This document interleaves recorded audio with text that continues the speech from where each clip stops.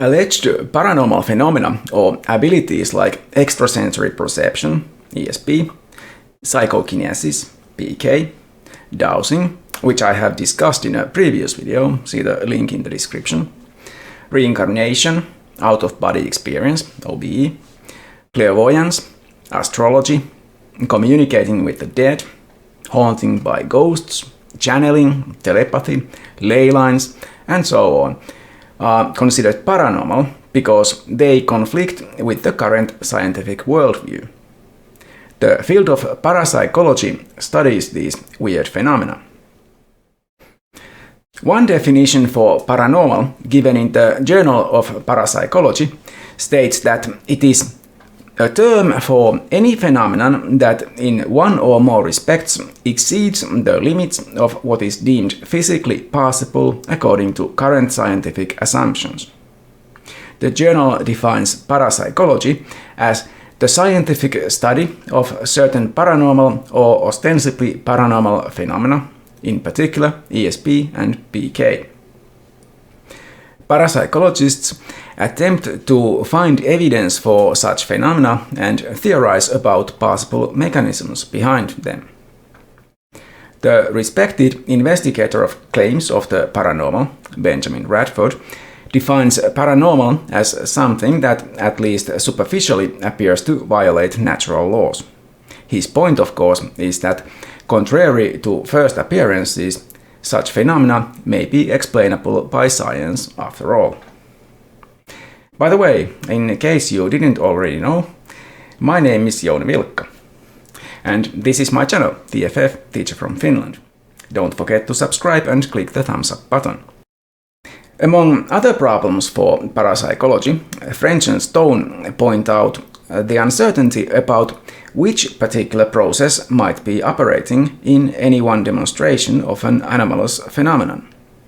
For example, if during testing for something like telepathy, the participants' descriptions are written down to be checked later on by an independent judge against actual targets, then perhaps the judge could be using PK to change the descriptions to match the targets, or using retroactive PK to change the targets to match the descriptions.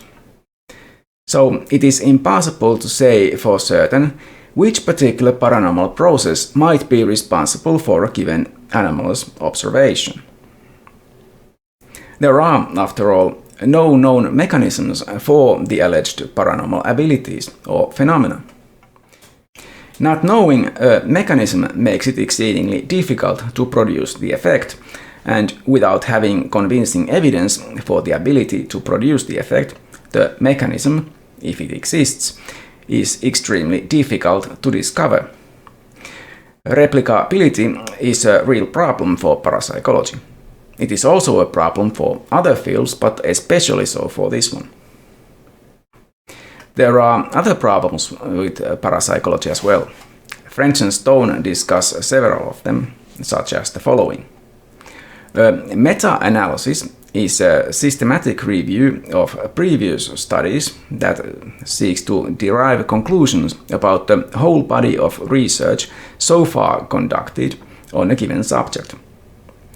A problem for meta-analyses in parapsychology is the very real possibility that some successful pilot studies may have been published as formal experiments and would then be included in the meta-analysis. This is a problem because unsuccessful studies are less likely to be published, and this would bias the literature and thus the meta-analysis.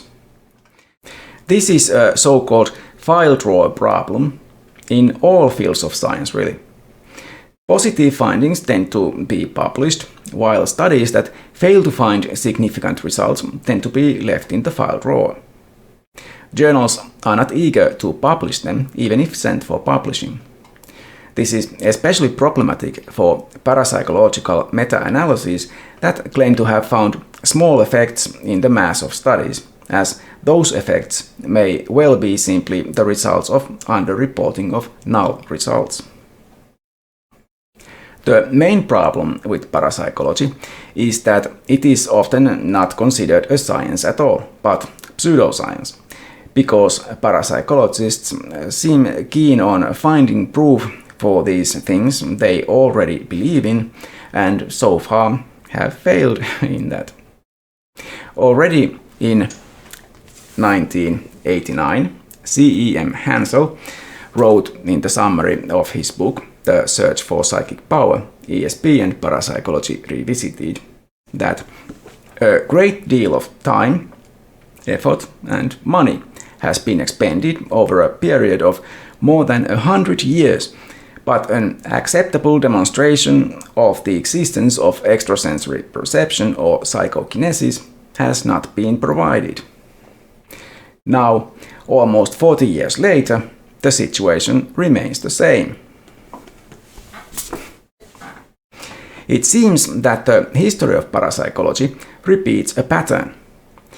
First, an experiment is claimed to prove the reality of a paranormal phenomenon. Unfortunately, even the experimenters who were able to achieve the results fail, or don't even try to, replicate the phenomenon. Not a single experiment alleged to prove a paranormal phenomenon or ability has been reliably replicated, despite claims about such phenomena having been studied more or less scientifically since the middle of the 19th century. Next, critics point out flaws in the original study and demonstrate ways to achieve the results without the involvement of anything paranormal. Also, cheaters are sometimes caught, and parapsychologists have been found to be too gullible, leading them to fail to take precautions against trickery recommended by scientific skeptics like the late James the Amazing Randi and others. After a while, discussion of the experiment dies down, and awe is replaced by discussion about another supposedly revolutionary experiment, as the pattern begins to repeat itself. French and Stone also assess the situation of parapsychology, and the situation does not seem to have changed since their book's publication in 2014. They conclude that there seems to be no end in sight for the debate between the believers and the skeptics about the correct methodology and how the results of tests should be analyzed. The principle that extraordinary claims require extraordinary evidence, with the lack of sufficiently convincing evidence in the form of a demonstration that can be reliably reproduced on demand, leaves them and me to wait for the extraordinary evidence, withholding belief in the paranormal for now. As I mentioned earlier, some critics consider parapsychology to be a pseudo-science for a number of reasons. The lack of solid evidence for paranormal phenomena alone is not usually thought of as one. French and Stone briefly look into this demarcation problem in the philosophy of science, of trying to distinguish science from non-science. Interestingly, they disagree with the aforementioned critics, because parapsychology does no worse than many other fields when assessed by the criteria usually offered for demarcation. In fact, there are no universally accepted criteria either for science or for pseudoscience. French and Stone, therefore, prefer a more nuanced approach, where each discipline must be assessed for the degree to which it meets the proposed criteria of science and pseudoscience, and then an overall judgment is made.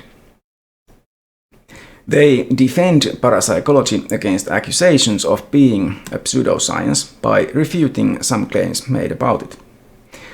For example, they report a finding that, unlike many pseudosciences, parapsychology does not have a great emphasis on confirmation in contrast to refutation, pointing out that the fringe publications in the field actually publish almost as many disconfirmations as they do confirmations.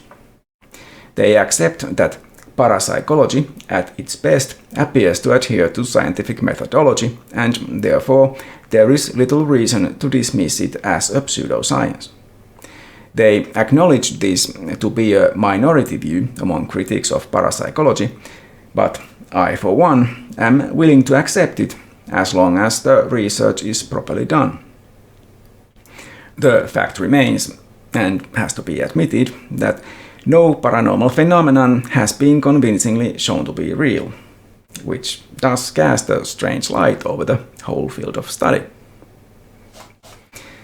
It is important to note that not all weird beliefs are studied by parapsychologists, as, for example, Bigfoot and other such odd creatures unknown to science but claimed to exist by some cryptozoologists are not claimed to be paranormal in the strict sense of the term. Even aliens from outer space that some believe to be visiting the Earth, and even some individual humans, would not necessarily have anything to do with the paranormal. They may be claimed to have paranormal powers, like that of telepathy, and their ability to travel the cosmic distances as claimed could certainly require invoking the paranormal, but their mere existence on Earth would not in itself yet be a paranormal phenomenon.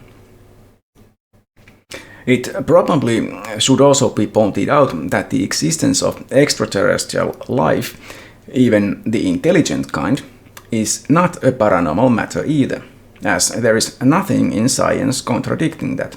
And many scientists actually believe that life exists outside of our planet and solar system, probably even within our own galaxy, not to mention other galaxies. The search for extraterrestrial intelligence, SETI, is itself a scientific project, and many scientific skeptics, myself included, support it. It just happens to be that we don't have evidence for such life at present, and certainly no good evidence for aliens visiting or having visited our planet. Religions also usually involve weird claims that certainly defy the current scientific understanding of reality. Miracles, by definition, are events with a supernatural cause. The concept supernatural literally refers to something existing above and outside of nature, whatever that is supposed to mean, and so should be distinguished from the concept of paranormal. In principle, if a supernatural cause were possible, the caused event itself within nature could be indistinguishable from a normal event. But if something is claimed to be a miracle, it most likely would also qualify as a paranormal phenomenon. Even if that actually occurred, it would still be impossible to show that its cause was supernatural. That said, such phenomena could make claims about the supernatural more plausible, as at present there is no undefeated reason to believe in such things. There are so-called basic limiting principles, BLPs, that parapsychologists consider to be boundaries of normal, and a phenomenon conflicting with any of them makes it a subject of parapsychology, i.e., a paranormal phenomenon. These BLPs include the idea that causes are directional, no causation backwards in time, that we need to use our natural senses to observe anything, that minds are not able to influence the material world directly, and require brains for functioning, and so on. The point is that the things that allegedly break these limits are the paranormal phenomena studied by parapsychologists, and they are collectively called PSI. If any of them are ever actually shown to be a real phenomenon, it will radically alter the scientific worldview, which is why the subject is of huge philosophical importance. Because animalistic psychologists are interested in weird experiences and beliefs in things that appear to not be real and claims that appear to be false from the point of view of science, rather than whether those beliefs are actually true or not, they employ a definition of paranormal much looser than that of parapsychologists and more in line with that preferred by the media. Anything weird and wonderful, even occasionally topic areas that no one would consider to be paranormal. Animalistic psychologists usually have as their working hypothesis that the weird beliefs people have are false. The weird entities do not actually exist, and neither do allegedly paranormal phenomena. The reasons and causes for such beliefs, thus, are to be explained without appealing to paranormal claims, and instead are to be based on empirical evidence. French and Stone exhort the animalistic psychologist to adopt skepticism in the true sense of the word, involving an attitude of open-minded doubt, a willingness to examine the available evidence and to admit that one may be wrong.